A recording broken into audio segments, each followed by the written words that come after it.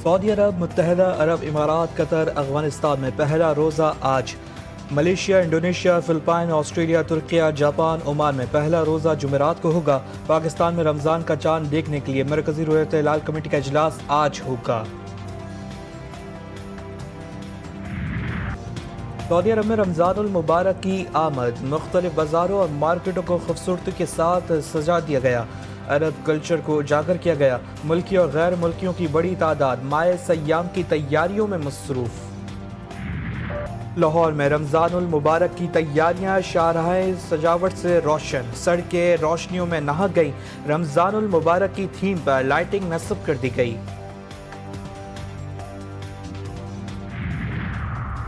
कराची में सुबह 3 बजे से रात 10:30 बजे तक गैस सप्लाई बहाल रहेगी। सुई सुर्दन गैस कंपनी ने माह रमज़ानुल मुबारक के दौरान गैस का शेड्यूल जारी कर दिया। रमज़ान में सहरी ता इफ्तार गैस सप्लाई वक्फे के बगैर जारी रहेगी। हुकूमत ने रमज़ान में सहर और इफ्तार में बिजली की बिला ताअत्तुल फराहमी यकीनी बनाने के अहकाम जारी कर दिए। रमज़ान में मुल्क भर में मौसम खुशगवार रहने का इम्कान। NDMA के मुताबिक रमज़ान में दिन के दर्जे हरारत में बतदरीज इजाफा रहेगा।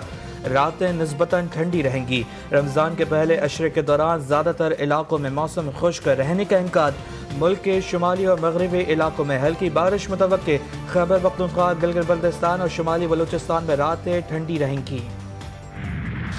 कराची के मुख्तलिफ इलाकों में बारिश और ज़ालाबारी, कहीं तेज़ और कहीं हल्की बारिश। Orangi town, side area, Gulistan जौहर, गुलशन इकबाल में तेज़ बारिश। लियाकताबाद, स्कीम 33 और मोहलिका इलाकों में ज़ालाबारी हुई।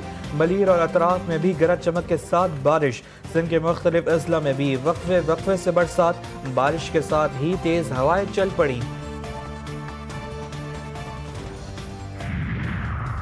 जिनेवा में ईरान और अमेरिका के मुज़ाकरात का दूसरा दौर। ईरानी वज़ीर ख़ारजा अब्बास इराक़ची ने बातचीत को संजीदा और पहले दौर से ज़्यादा मज़बूत करार दे दिया। इराक़ची ने कहा कि बातचीत जारी रखने पर इत्तफ़ाक़ किया गया।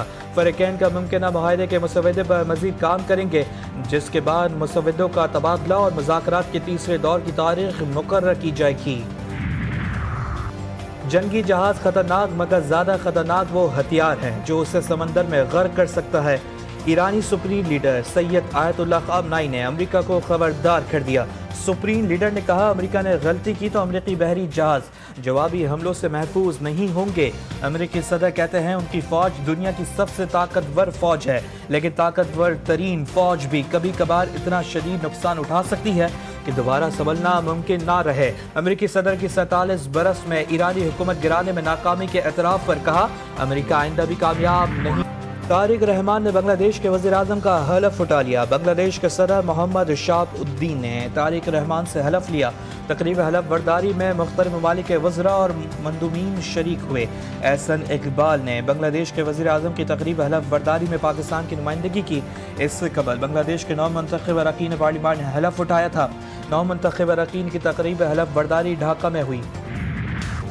बानी PTI के इलाज में ताख़ीर की जिम्मेदार अलीमा खान करार। वज़ीर दाखिला मोहसिन नकवी ने कहा, बानी PTI की आँख से मुतालिक प्रोपेगेंडा किया गया। इलाज के मामले में कोई भी कैदी हो आईन और कानून के तहत सहूलत फराम करेंगे। बानी की आँख के इलाज के मामले पर PTI क़यादत से मुसलसल राब्ते में थे। PTI से कहा, किसी मारूफ आई स्पेशलिस्ट का नाम दे दें, चेकअप करवा देते हैं। इलाज के लिए हमने बेहतरीन सरकारी और निजी डॉक्टरों का इंतखाब किया। PTI की तरफ से कहा गया कि बानी PTI को 1 हफ्ते के लिए अस्पताल मुंतकिल करें।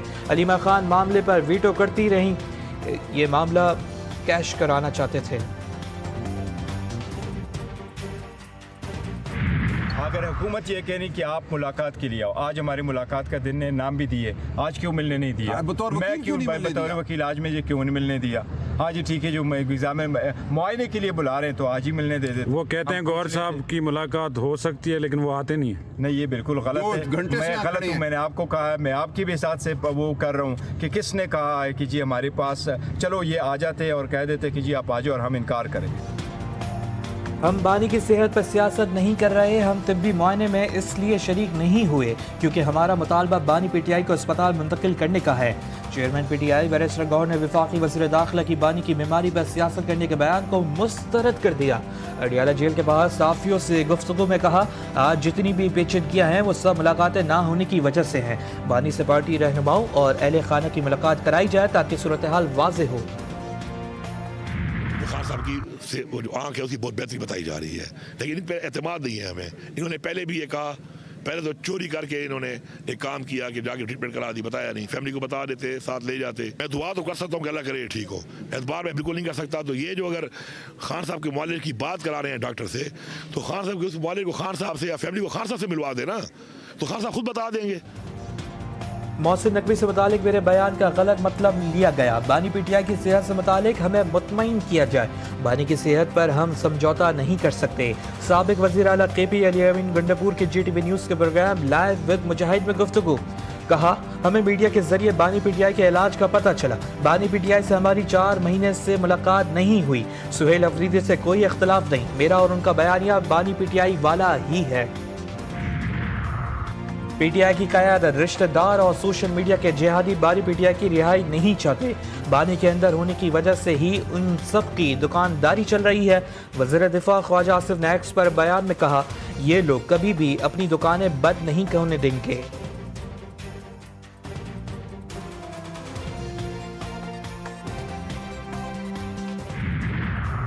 वज़ीर आज़म की इंटरनेशनल एटॉमिक एनर्जी एजेंसी के डायरेक्टर जनरल से मुलाकात, जौहरी टेक्नोलॉजी के ज़िम्मेदाराना इस्तेमाल के फ़रोग़ की हिमायत का इरादा।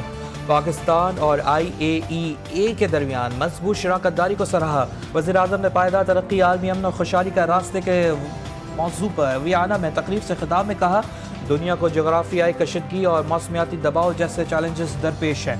पायदार तरक्की ही वाहिद रास्ता है जो आलमी अमन की ज़मानत दे सकता है।